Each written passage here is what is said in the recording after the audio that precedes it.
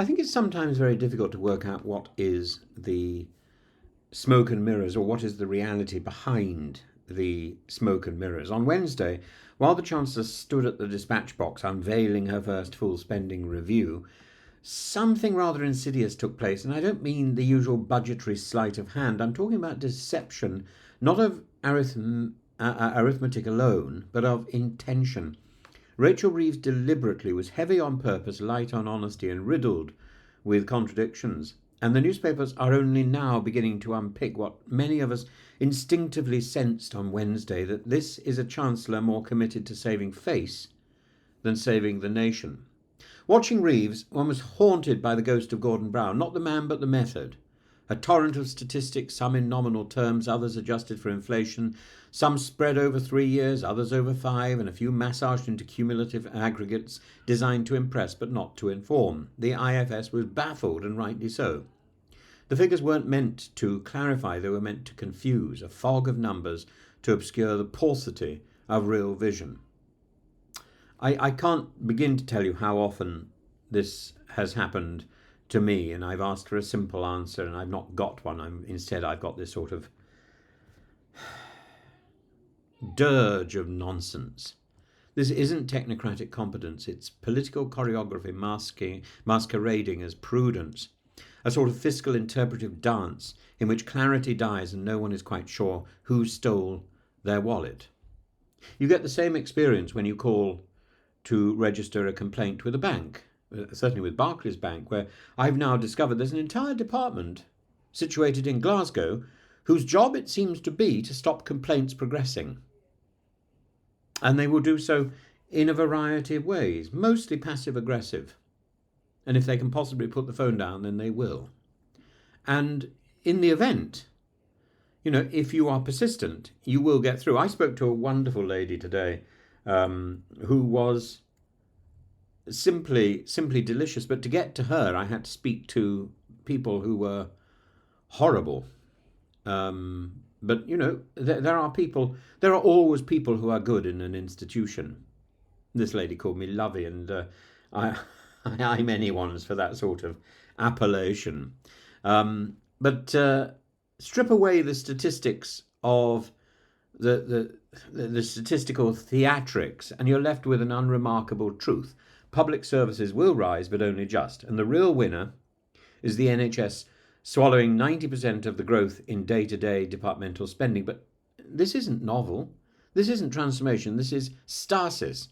More of the same without results. And meanwhile, Reeves' claims about job creation and investment through defence and net zero spending are economically incoherent. Building a nuclear power plant as a jobs programme is like flooding your kitchen to clean the tiles. Expensive, slow, and oddly self-defeating. Now, to the deceit.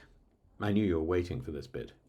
Reeves unveiled, alongside her review, a conveniently timed document from a newly invented Office for Value for Money, claiming to have magicked 27.7 billion in savings. It was not included in any OBR forecast. It was not mentioned in the speech, and yet here it is, Reeves' Deus Ex Machina. Savings from low-flow toilets at the Ministry of Defence. Savings from NHS staff apparently being off sick less often. Savings from merging a few websites at the Department of Culture. It is frankly a joke. But the punchline lands on the taxpayer. This is not fiscal responsibility. This is spreadsheet fantasy. It's the political equivalent of declaring one's diet a success because it might mean we skip dessert tomorrow. That pudding is something we can place to one side.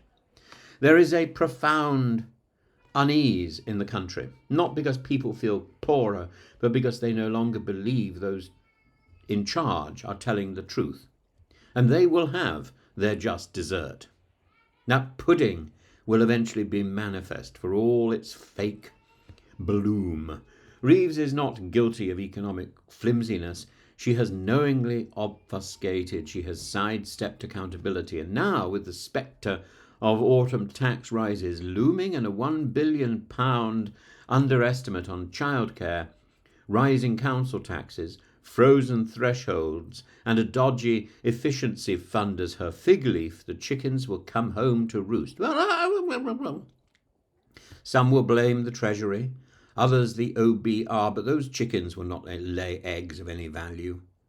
Others will insist the global headwinds are just too strong, but the finger, if it is to point anywhere with justice, must land squarely on Rachel Reeves herself, the only person to be fingered in this mess is the Chancellor of the Exchequer. And make no mistakes, this review was not crafted to inform the people of the UK or to empower Parliament. It was crafted to shield Reeves from internal party mutterings and external economic storms. Her phrase, Labour choices, was repeated like an incantation. You could almost imagine her stirring a cauldron. What does it mean? That the Tories wouldn't fund housing or defence? Of course they would.